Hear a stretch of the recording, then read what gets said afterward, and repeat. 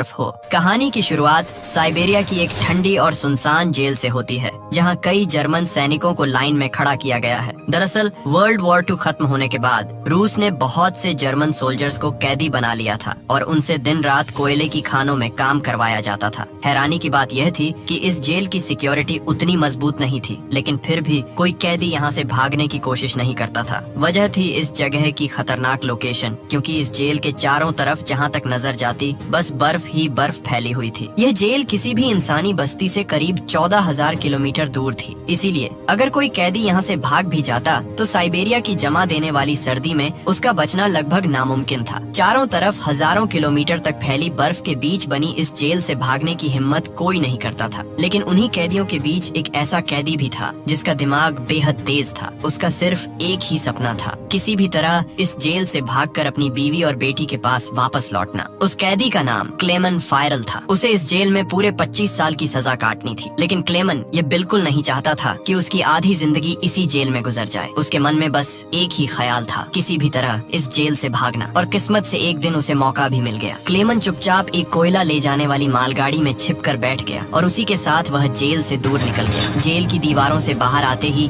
जब उसने खुले आसमान में चमकते सितारों को देखा तो वह खुशी से झूम उठा। लेकिन यह आजादी ज्यादा देर टिक नहीं सकी। थोड़ी ही दूरी पर उस मालगाड़ी को रोक लिया गया। क्लेमन ने जैसे ही बाहर झांक कर देखा, उसके सामने एक रूसी सैनिक बंदूक ताने खड़ा था। बदकिस्मती से वह यहीं पकड़ा गया। जेल से भागने की कोशिश के जुर्म में उसे सख्त सजा दी गई और इस बार उसे एक ओपन एयर सेल में बंद कर दिया गया। यहाँ कोई छत नहीं थी, बस ऊपर खुला आसमान और चारों तरफ जमा देने वाली ठंड। उस ओपन एयर सेल में सर्दी इतनी ज्यादा थी कि क्लेमन की हालत खराब हो गई। ऊपर से रात में होने वाली बारिश ने उसकी मुश्किल और बढ़ा दी। वह वहाँ कुछ घंटों के लिए नहीं बल्कि पूरे 2 दिनों तक उसी खुले सेल में बंद रहा। जमा देने वाली ठंड और लगातार गिरती बारिश के बीच क्लेमन किसी तरह उन 2 दिनों को सहता रहा। 2 दिन बाद अगली सुबह जेल का वार्डन उसके पास आया और उसे उस सेल से बाहर निकाल लिया। हैरानी की बात यह थी कि वार्डन ने उसे खुद टॉर्चर नहीं किया। उसने बस इतना कहा, तुम्हारे साथी बेसब्री से तुम्हारा इंतजार कर रहे हैं। क्लेमन को अभी यह समझ नहीं आया था कि उसका क्या मतलब है, लेकिन जैसे ही वह अपने साथियों के पास पहुंचा, उसने देखा कि वे सब लाठियां और डंडे लेकर उसी का इंतजार कर रहे थे।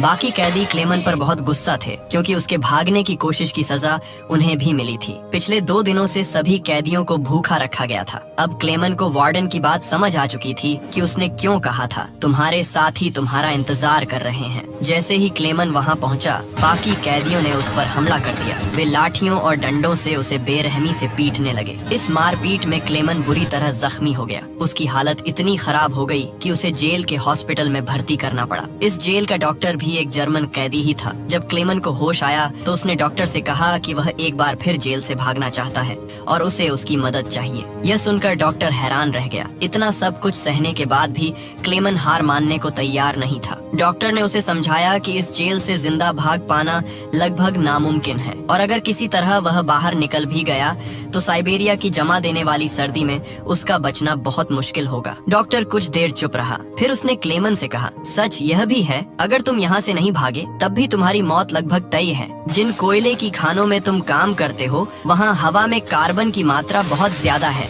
ये धीरे धीरे शरीर में जाता है और कैंसर जैसी खतरनाक बीमारियां पैदा करता है। यानी यहाँ रहना भी उतना ही खतरनाक है। यही सोचकर डॉक्टर ने क्लेमन से कहा, तुम्हें एक आखिरी बार इस जेल से भागने की कोशिश जरूर करनी चाहिए। इसके बाद डॉक्टर ने अपनी अलमारी खोली और अपने सारे गर्म कपड़े, जूते और जरूरी सामान निकाल कर क्लेमन को दे दिए। वह चाहता था कि इस बार क्लेमन पूरी तैयारी के साथ निकले। साथ ही डॉक्टर ने उसे एक जरूरी जानकारी भी दी। उसने बताया कि रूसी सैनिक अक्सर अपना खाना रेलवे लाइनों के पास छुपा कर रखते हैं ताकि जरूरत पड़ने पर उन्हें आसानी से मिल सके। ये जानकारी अब क्लेमन के लिए आगे के सफर में बहुत काम आने वाली थी। इसके साथ ही डॉक्टर ने क्लेमन को अपनी एक बंदूक भी दे दी ताकि जरूरत पड़ने पर वह अपनी हिफाजत कर सके। दरअसल डॉक्टर ने यह सारा सामान पहले से ही इकट्ठा कर रखा था, क्योंकि वह खुद भी कभी इस जेल से भागना चाहता था। लेकिन 1 हफ्ते पहले ही उसे पता चला कि वह कैंसर का मरीज है और उसके पास अब शायद 1 महीने से ज्यादा समय नहीं बचा है। इसीलिए उसने फैसला किया कि अब यह मौका क्लेमन को मिलना चाहिए। डॉक्टर ने क्लेमन को एक लंच बॉक्स भी दिया और उससे कहा, अगर तुम जिंदा बच गए तो इसे मेरी फैमिली तक पहुंचा देना और उन्हें बता देना कि मैं अब इस दुनिया में नहीं रहा। उसी रात अंधेरे का फायदा उठाकर क्लेमन एक बार फिर जेल से भाग निकला, लेकिन इस बार उसने मालगाड़ी का सहारा नहीं लिया बल्कि पैदल चलने का फैसला किया। वह पूरी रात लगातार चलता रहा और सुबह होने के बाद भी नहीं रुका, क्योंकि उसे हर पल डर था कि कहीं रूसी सैनिक उसे फिर से पकड़ न लें। सुबह जब वार्डन को पता चला कि क्लेमन जेल से फरार हो चुका है तो वह सीधे डॉक्टर के कमरे में पहुंचा। उसे शक था कि इस भागने में डॉक्टर का हाथ जरूर होगा, लेकिन जब वार्डन वहां पहुंचा तब तक बहुत देर हो चुकी थी। डॉक्टर पहले ही अपनी जान ले चुका था। उसे पता था कि क्लेमन के भागने की खबर मिलते ही वार्डन उसे भयानक यातनाएं देगा। इसके बाद वार्डन ने कई रूसी सैनिकों को क्लेमन की तलाश में भेज दिया। उसने साफ आदेश दिया कि क्लेमन को जिंदा पकड़कर वापस लाया जाए। सैनिक कई दिनों तक आसपास के इलाके में उसे ढूंढते रहे, लेकिन उन्हें क्लेमन का कोई सुराग नहीं मिला। दरअसल क्लेमन की किस्मत उसका साथ दे रही थी। लगातार हो रही बर्फबारी उसके पैरों के निशानों को मिटा रही थी। इसी वजह से सैनिकों के लिए उसे ढूंढ पाना दिन ब दिन मुश्किल होता जा रहा था। कई दिनों की तलाश के बाद ज्यादातर लोगों को लगने लगा था कि क्लेमन इस भयानक सर्दी में जमकर मर चुका होगा, लेकिन वार्डन इस बात को मानने के लिए तैयार नहीं था। वह अच्छी तरह जानता था कि क्लेमन बेहद मजबूत इंसान है और इतनी आसानी से हार मानने वालों में से नहीं है। इसलिए उसने सैनिकों को उसकी तलाश जारी रखने का सख्त आदेश दिया। वहीं दूसरी तरफ क्लेमन अब भी जिंदा था। वह पूरे हौसले के साथ बर्फीले तूफानों को पार करता हुआ लगातार आगे बढ़ रहा था। जेल से भागने के पूरे 9 दिन बाद अचानक उसे कुत्तों के भौंकने की आवाज सुनाई दी। वह तुरंत पीछे मुड़ा और देखा कि एक स्लेज उसकी तरफ तेजी से आ रही है। क्लेमन कुछ समझ पाता उससे पहले ही वह स्लेज उसके ऊपर से गुजरती हुई आगे निकल गई। अचानक क्लेमन की आंख खुल जाती है और उसे एहसास होता है कि वह सिर्फ एक सपना देख रहा था। असल में क्लेमन पिछले 9 दिनों से लगातार पैदल चल रहा था और अब उसका सारा खाना भी खत्म हो चुका था। भूख और थकान ने उसके शरीर को बेहद कमजोर कर दिया था, इसलिए आगे बढ़ना उसके लिए दिन ब दिन मुश्किल होता जा रहा था। लेकिन फिर भी क्लेमन ने हार नहीं मानी और किसी तरह खुद को संभालते हुए आगे बढ़ता रहा। कुछ दिन और गुजरते हैं और आखिरकार उसका शरीर जवाब दे देता है। भूख से कमजोर होकर क्लेमन वहीं बेहोश हो जाता है। कुछ घंटों बाद जब उसे होश आता है तो उसे आसपास से एक अजीब सी आवाज सुनाई देती है। वह ध्यान से देखता है और सामने एक सील नजर आती है। यह देखते ही उसकी आंखों में उम्मीद चमक उठती है। क्लेमन तुरंत अपनी बंदूक निकालता है और पूरी ताकत से निशाना लगाने की कोशिश करता है, लेकिन कमजोरी और थकान की वजह से उसका निशाना चूक जाता है और वह सील वहां से भागने लगती है। कई दिनों बाद क्लेमन को जिंदा रहने की एक छोटी सी उम्मीद दिखाई दी थी, इसलिए वह इस मौके को किसी भी हालत में खोना नहीं चाहता था। वह तुरंत उस सील के पीछे दौड़ पड़ता है, लेकिन दौड़ते समय अचानक बर्फ टूट जाती है और क्लेमन सीधे ठंडे पानी में जा गिरता है। इस हादसे में उसके पैर में चोट भी लग जाती है। फिर भी दर्द की परवाह किए बिना वह किसी तरह बाहर निकलता है और सील का पीछा करता रहता है। अब क्लेमन फिर से निशाना लगाने ही वाला था कि तभी वह सील एक चट्टान के पीछे छिप गई। क्लेमन धीरे धीरे आगे बढ़ा और थोड़ी ही देर में उसने उसे दोबारा देख लिया। इस बार वह पानी में कूदने ही वाली थी। उसी पल क्लेमन ने अपनी आखिरी गोली चला दी। किस्मत से वह गोली सील को लग गई। ये देखते ही क्लेमन खुशी से झूम उठा, क्योंकि अब सफर के दौरान उसे खाने की चिंता नहीं करनी थी। कई दिनों बाद क्लेमन ने पेट भरकर खाना खाया, थोड़ा आराम किया और फिर अपना लंबा सफर दोबारा शुरू कर दिया। इस पूरे सफर में वह बिल्कुल अकेला था। उसके चारों तरफ जहां तक नजर जाती बस सफेद बर्फ ही बर्फ दिखाई देती थी। ऐसे माहौल में इंसान की मानसिक हालत भी बिगड़ सकती थी, इसलिए क्लेमन खुद से बातें करता रहता और बार बार खुद को हिम्मत देता ताकि वह हार न माने और आगे बढ़ता रहे। वह हर समय अपने कंपास से रास्ता भी देखता रहता था ताकि इस बर्फीले इलाके में कहीं भटक न जाए। इसी तरह दिन गुजरते गए और देखते ही देखते पूरे 2 महीने बीत गए। 2 महीने लगातार चलते रहने के बाद अचानक क्लेमन को उस सफेद मैदान के बीच एक छोटा सा पेड़ दिखाई देता है। यह नजारा देखते ही वह खुशी से भर जाता है। वह दौड़कर उस पेड़ को गले लगा लेता है। दरअसल यह पेड़ एक निशानी था कि क्लेमन आखिरकार उस अंतहीन बर्फीले मैदान को पार कर चुका है और अब उसके आगे जंगल शुरू होने वाला है। थोड़ा आगे बढ़ने के बाद ठीक वैसा ही हुआ जैसा क्लेमन ने सोचा था। अब बर्फ का अंतहीन इलाका खत्म हो रहा था और सामने घना जंगल शुरू हो चुका था। इतने लंबे समय बाद बर्फ से बाहर आकर वह बेहद खुश था। उसने जंगल से लकड़ियां इकट्ठी की,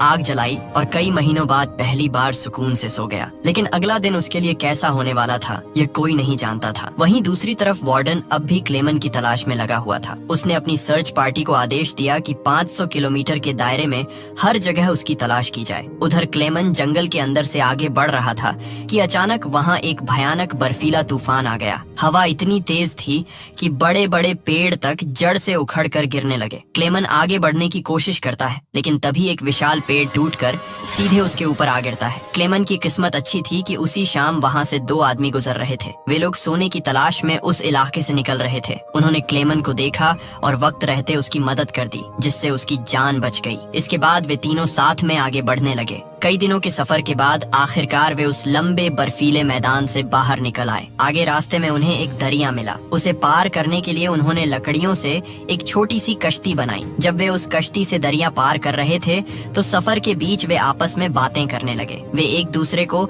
अपने बचपन की कहानियां सुनाने लगे, लेकिन तभी अचानक दरिया का बहाव तेज हो गया और उनकी कश्ती धीरे धीरे काबू से बाहर होने लगी। दरिया का बहाव तेज होते ही अचानक एक साथी का संतुलन बिगड़ गया और वह सीधा पानी में जा गिरा। उसे तैरना नहीं आता था, इसीलिए वह तेजी से डूबने लगा। ये देखते ही क्लेमन बिना सोचे पानी में कूद पड़ा। ठंडे और तेज बहते पानी के बीच उसने किसी तरह उस आदमी को संभाला और मेहनत करके उसे किनारे तक ले आया। आखिरकार वह उसकी जान बचाने में कामयाब हो गया। लेकिन दूसरी तरफ उनका तीसरा साथी दोनों को वहीं डूबने के लिए छोड़कर अकेला आगे बढ़ गया। वह बेहद लालची इंसान था। उसे लगा कि दोनों अब जिंदा नहीं बचेंगे, इसलिए उसने अपने साथी का सोना भी अपने पास रख लिया। थोड़ी देर बाद जब क्लेमन और वह आदमी टेंट तक पहुँचे तो अपने दोस्त की यह हरकत देखकर वह गुस्से से भर गया। गुस्से में उसने बंदूक उठाई और उसी समय अपने लालची साथी को गोली मारकर उसकी जान ले ली। इसके बाद क्लेमन और वह आदमी अपना सामान उठाकर फिर से सफर पर निकल पड़े। दोनों कई महीनों तक लगातार चलते रहे,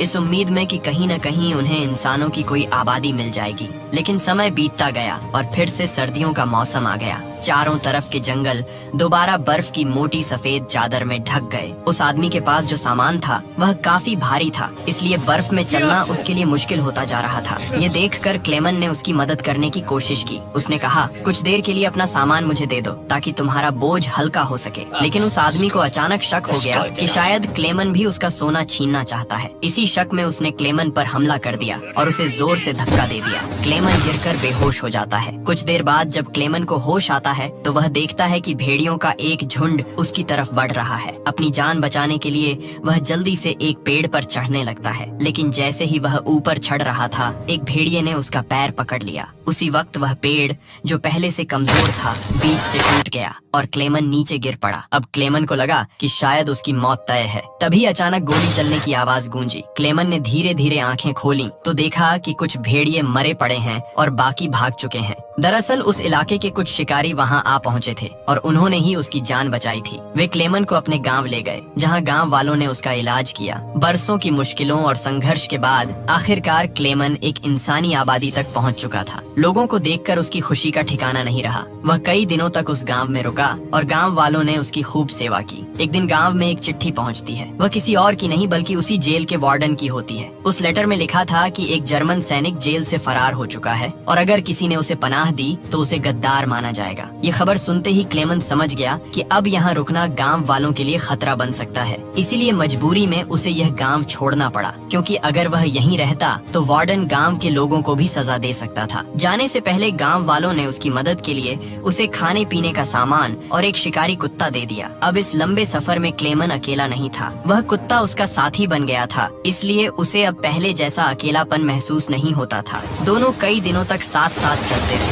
इसी दौरान रास्ते में उन्हें एक लकड़ी की फैक्ट्री दिखाई दी। कुत्ता खाने की तलाश में उसकी तरफ दौड़ पड़ा। यह देखकर क्लेमन भी अपने कुत्ते के पीछे पीछे फैक्ट्री के अंदर चला गया। फैक्ट्री के अंदर काम कर रहे वर्करों ने क्लेमन को पहचान लिया और उसे सीधे मालिक के पास ले गए। वहाँ क्लेमन ने अपनी पूरी कहानी सुनाई। उसकी हालत और संघर्ष सुनकर सबको उस पर तरस आ गया। उन्होंने उसे खाना खिलाया और जर्मनी जाने वाली एक ट्रेन में बैठा दिया। क्लेमन बेहद खुश था, क्योंकि अब उसे लग रहा था कि वह जल्द ही अपने घर पहुँच जाएगा। लेकिन उसे यह नहीं पता था कि फैक्ट्री के मालिक ने उसकी खबर वार्डन तक पहुंचा दी है। उधर वार्डन अपने सिपाहियों के साथ स्टेशन पर उसका इंतजार कर रहा था, लेकिन स्टेशन पहुंचने से पहले ही क्लेमन ने दूर से रूसी सैनिकों को देख लिया। मौका मिलते ही वह चलती ट्रेन से कूदकर भाग निकला। बदकिस्मती से सैनिकों की नजर उस पर पड़ गई और वे उसके पीछे दौड़ पड़े। क्लेमन तेजी से पटरियां पार करता है, तभी अचानक वार्डन उसके सामने आ खड़ा होता है। यह देखकर क्लेमन घबरा जाता है, क्योंकि उसे लगता है कि अब उसकी बरसों की मेहनत यहीं खत्म हो जाएगी। लेकिन उसी पल उसका कुत्ता वार्डन पर झपट पड़ता है और उसे काट लेता है। इस मौके का फायदा उठाकर क्लेमन फिर से भाग निकलता है। पीछे से गोली चलने की आवाज आती है। जब क्लेमन मुड़कर देखता है तो उसका कुत्ता जमीन पर मरा हुआ पड़ा होता है। यह देखकर उसका दिल टूट जाता है, लेकिन वह रुकता नहीं। वह पूरी ताकत से आगे बढ़ता रहता है। आखिरकार वह एक पुल पर चढ़ता है और नीचे से गुजर रही ट्रेन के ऊपर कूदकर वहां से निकल जाता है। इस तरह एक बार फिर वह वार्डन के हाथों से बच निकलता है। दिन गुजरते गए और क्लेमन धीरे धीरे इस लंबे सफर में आगे बढ़ता रहा। देखते ही देखते साल 1922 आ गया। अब उसे जेल से भागे हुए पूरे 7 साल हो चुके थे। उस समय वह सेंट्रल एशिया में था और एक गांव के मेले में इधर उधर भटक रहा था। मेले में तरह तरह के खाने की चीजें लगी हुई थीं। उसका मन तो बहुत था कुछ खाने का, लेकिन उसकी जेब में एक भी पैसा नहीं था, इसलिए वह मन मारकर आगे बढ़ गया। तभी उसकी नजर 2 लड़कियों पर पड़ी जो मेले में पैनकेक बेच रही थीं। क्लेमन उन्हें देखता रहा, लेकिन पैसे ना होने की वजह से वह चुपचाप वहां से जाने लगा। तभी उनमें से एक लड़की को उस पर तरस आ गया और उसने पैनकेक का एक टुकड़ा तोड़कर क्लेमन को दे दिया। पहले तो क्लेमन को थोड़ा अजीब लगा, फिर उसने मुस्कुराकर उनका शुक्रिया किया और वह पैनकेक खा लिया। उसी मेले में एक अमीर आदमी भी मौजूद था जिसने यह सब देख लिया था। बाद में क्लेमन एक चर्च में गया और वह आदमी भी उसके पीछे पीछे वहां पहुंच गया। दरअसल वह आदमी भी कभी एक कैदी रह चुका था, इसलिए उसने क्लेमन को पुलिस के हवाले करने के बजाय